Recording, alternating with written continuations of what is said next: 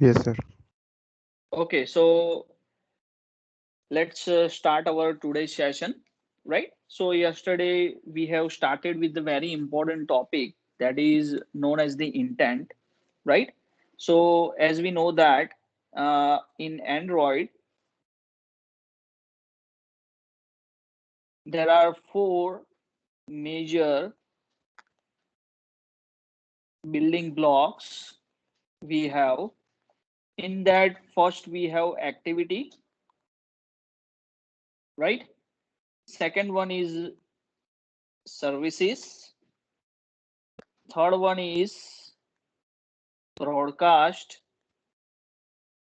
receivers, and fourth one is the intent, right? So as we know that these are the four basic building blocks of any Android application. Okay, right. So all the applications we are going to use these four things. So activity we have already discussed, right? So what is the meaning of activity? So whatever you see on screen, right? So that is known as the activity, right? Services, so calls, SMS, etc. are some inbuilt applications that are services available with us. Okay, broadcast receivers like a battery low notification, please turn on your airplane mode, that kind of notifications you can say consider as the broadcast receivers. And intent, right? So if you want to move from one activity to another activity, right? So that is known as the intent. Or if you want to send some data from one activity to another activity, right? So these are the basic, you can say, scenario we have in our Android, right? So with intent, what you can do with intent, you can also work with the services, right? Second one, you can also work with the broadcast receivers, right? And third one, activities, we have already know that from moving one activity to another activity. So today we are going to see another one important topic, that is types of, you can say, uh, intent, right? So here you can see that there are two types of intent we have. One is implicit and another one is the explicit intent, right? So let's briefly see what is the meaning of implicit intent and explicit intent, and then we'll move on to the practical example, right? So here the first is implicit intent. So what is the meaning of implicit intent? So implicit intent are those that do not mention any component name. This is very important, right? It only declares the action, what you want to perform, what you want to perform. Implicit intent specifies these actions that are to be performed. Suppose, say, for example, if I want to call someone, right? So calling is my action. If I want to send SMS to someone, right? So sending SMS is my another action. So it only defines the particular actions. It is not define the particular component. And from where this particular you can say services it will get. So yesterday we have seen that 6 parameters. Okay. So I hope if you remember that 6 parameters, then in that we have already discussed about the action, we have discussed about the name, then we have discussed about the data, extra, flag, okay? And another important is the categories, right? So these 6 components which comes with the intent object you can use. Okay, right? So each and every component has its own you can say benefits. So here you need to just remember, in implicit intent we are only going to define the action, we are not going to define the component name over here, right? Now these actions can invoke any application component that can perform this action. Okay, suppose if you want to perform a calling action, so calling, that particular call option we have, if you click on the call button, then automatically one another component is open. On that, some dial pad is there, you are dialing the number and all that stuff, right? So these are useful when your action is important but your application is not capable of performing it. So suppose if you want to create, now how you can create the object of intent. So here we have intent class, this is our object, right? New intent. I hope you remember the Java syntax, right? How you can create the object. So class name then object name is equals to new constructor, right? And here, as we are dealing with the implicit intent, so here we are only going to define the action. So how you can define the action? With the use of set action function. With the use of set action function. Now, in that, which action I want to perform? So this is our action name, action underscore dial, right? So likewise, there are lots of you can say these inbuilt names we have, right? Like suppose if I want to uh, make a call, so which action I need to write? So here I can write action underscore, instead of dial I just need to call, right? Suppose if I want to send, if I want to answer the call, so when someone calls you, there are 2 buttons, answer and reject, decline, right? So action underscore answer. Okay, similarly if you want to send some message, right? So action underscore send, sorry, action underscore send, right? So these are the particular inbuilt facilities we have, and that particular properties you can use with the intent object, right? So you just need to remember in implicit intent that you just need to provide the action, we are not providing the particular component over here, right? Now let's discuss about the explicit intent. So explicit intent that specifically mention the component name, specifically mention the component name, that is targets, right? So now the Android system calls these components by explicitly mentioning them. Okay, so we can use this explicit intent for the purpose of launching an application components. So how you can provide? So here in this example, you can see that intent is equals to new intent. Now in a constructor, you have to pass the parameter.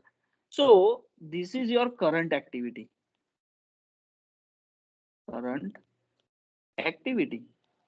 right? And this is your targeted activity, where you want to move on, where you want to go on, right? So this way you are going to define the component name, target component name, right? Suppose say for example, if you have this application, food ordering application, right? And suppose if you say it's a Domino's, right? So here veg pizza is there is a one button, veg pizza, right? So if you click on a veg pizza, then only veg pizza menu is only available.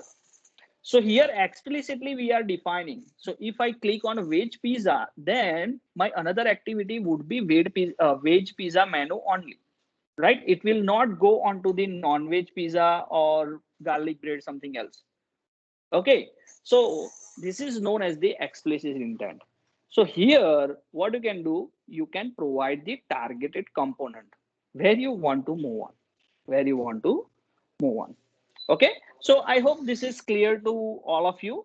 There are mainly two types. One is the explicit intent, another one is the implicit intent. Okay, and the difference is very clear with all of you. Okay, now let's jump on to the particular practical example. So how you can implement these particular things. Okay, so here, so first let me share my screen over here. Okay, so let me open this example. I have recently created this. Okay, so in this example,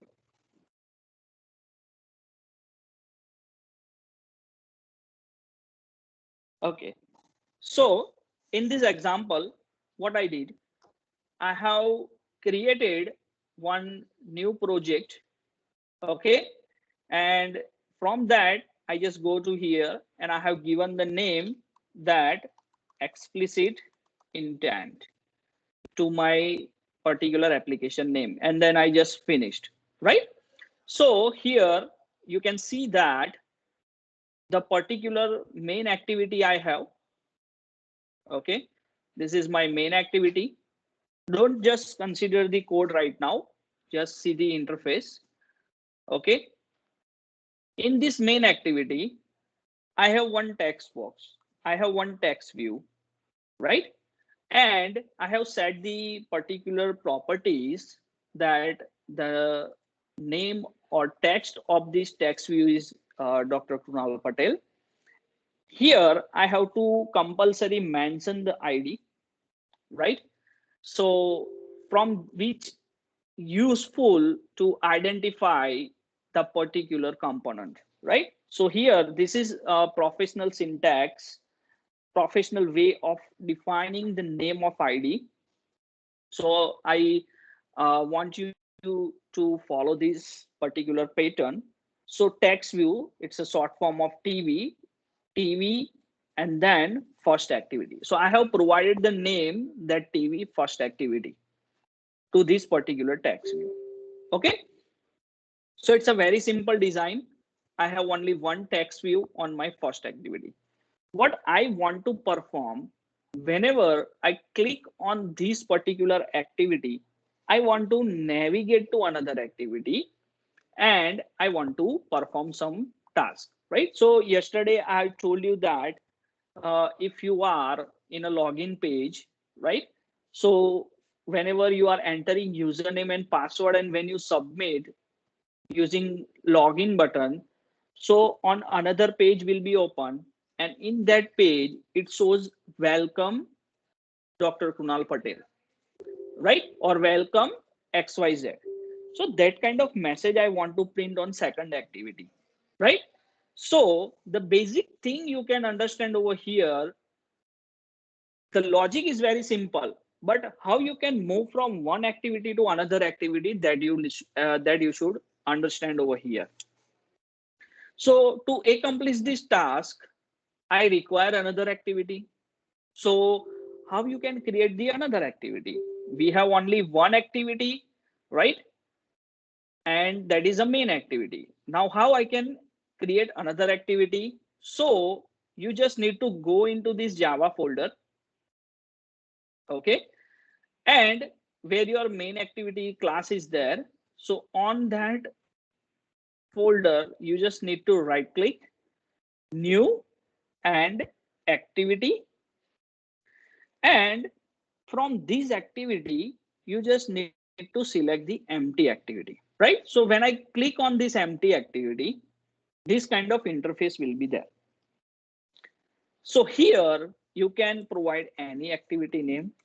Suppose say here for simplicity, I have provided second page or second activity, right?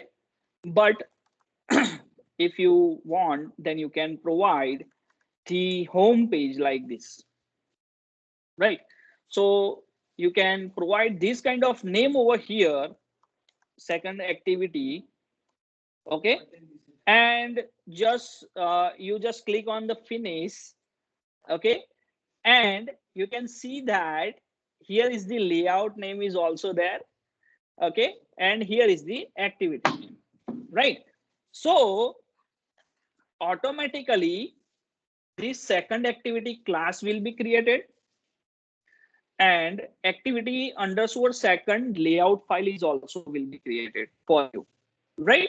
So now instead of one activity we have two activities, like activity main, activity underscore second. Similarly, main class, second activity. Okay.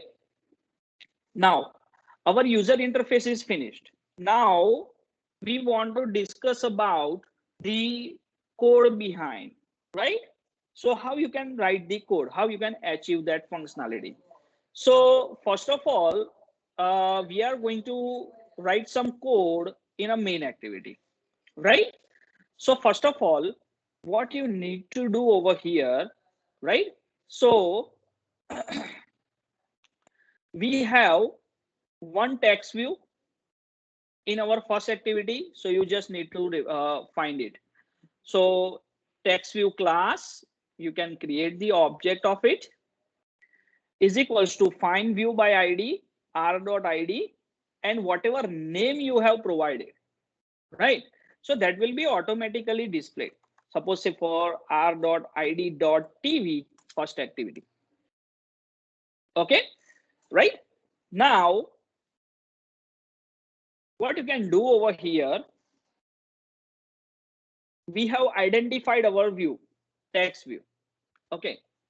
Now what I want to do, I want to click on that text view, and after that it will navigate to second activity, right? So for that you have to deal with set on click listener, right? So for which component you want to set the set on click listener? So text view. So whenever I click on a text view, then something should happen. So text view dot set on click listener and new view on click listener. So which event is going to be generated? On click event is going to be generated, right? And we are passing the view as a parameter, as an argument. Okay. Now, so first of all, what you need to do, you need to create the intent object, right? So that's why I have commented this line, so you can get the flow. So at the very first, you have to create the intent object. How you can create the intent object? As this is our explicit intent, you have to provide the component names. Now, intent, here is the object name, new intent, which components? So here, there are two ways. This is your source right now where you are. So main activity dot this you can write, or what you can do, that is a very simple way, get application context, right? Comma target activity. So here what you can do, you can provide the second activity dot class, second activity dot class. Now this is our source. Right now we are dealing with the main activity. This is our target. We want to move to the second activity, okay? And then with the use of start activity function, by passing the intent object into that, now your intent is over, right? So this is just for the navigation. If you do only this, if you click on that, you can just move to the second activity, right? But we want to perform one another task. Okay, by whatever text view is there, whatever text I have written, right? I want to move that particular text to the second activity as well. So first of all, what you need to do, you need to store whatever text we have in a text view in one variable, that is the string variable data. So how you can get the text from the text view? So tv or object dot get text, one method is there, dot to string, dot to string. So it will convert your value to the string format. Now we have stored our text into the data. Now I am uncommenting this. There is a one method put extra, right? And the syntax is, here you have to provide the name and the type of data. So here string type of data we have, right? Supposing for example, intent dot put extra. So here you can see that you can pass any type of data. You can pass any type of data. You can see put extra method supports a variety of data. You can pass any type of data. Okay. But the first parameter should be the name. First parameter should be the name, and the second parameter should be your value.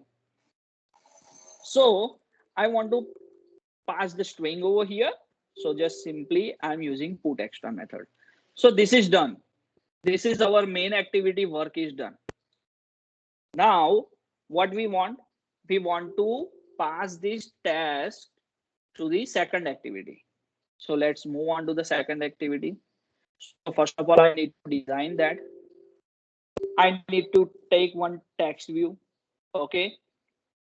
I'm providing the ID to my text view second activity, right?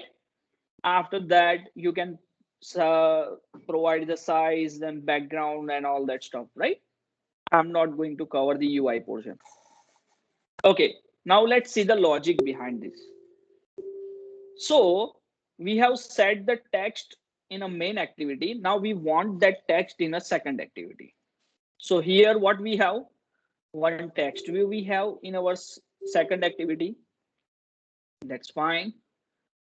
Then we need to identify. That's fine. With the use of find view by ID, I'm going to identify my text view. Again, using intent, you can get the value, right? So instead of creating that object with the component name over here, we are just getting the value. So how you can do that? Intent reference is equals to get intent. So it returns the intent that started this activity. You can see if you hover a mouse onto that, so it will provide the introduction of that usage of that particular method.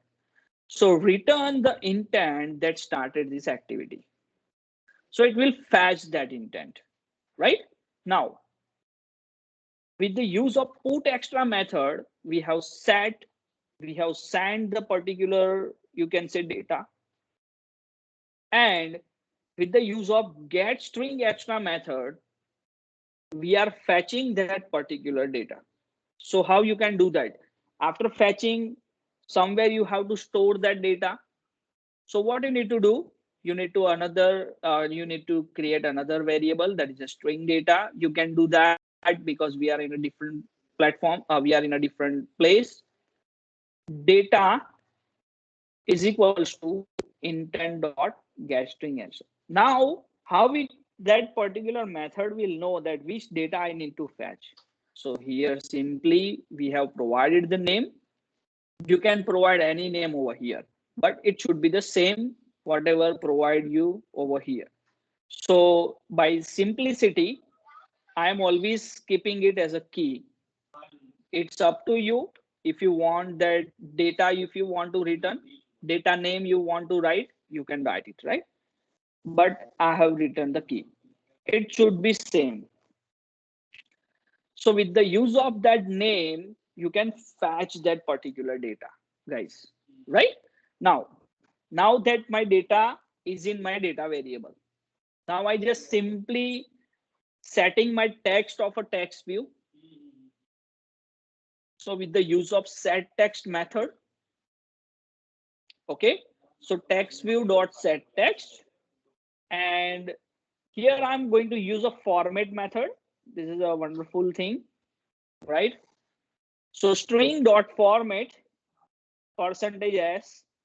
So I want to print some predefined message, and then I want to print the data. So welcome to Android class by Dr. Krunal Patel, that I want to print.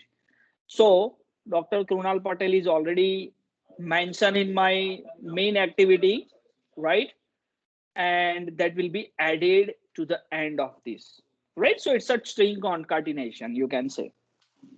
That's it, done. So now let's execute our code, and you can see that how our application is going to be executed. So this is our first activity, okay? And in this first activity, we have one text that is written over here. Now, if I click on that particular text, then it will move to the second activity, and it will be added like, so welcome to Android class by Dr. Krunal Patel.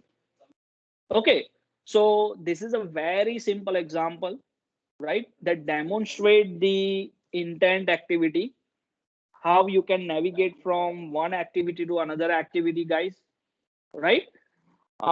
In next session, we'll see how you can implement the implicit, you can say implicit intent, and how you can open the another, how you can move to the another applications. Okay, right? So I hope you get the idea behind how you can navigate from one activity to another activity. This is very fundamental thing you require, guys, whenever you create any Android application, any Android application. Okay, right? And this is one of it. This is one of it. Okay, so I'm concluding my session over here, right? So is there any doubt right now? If you have any doubt, then I can explain that thing again. Anyone, please.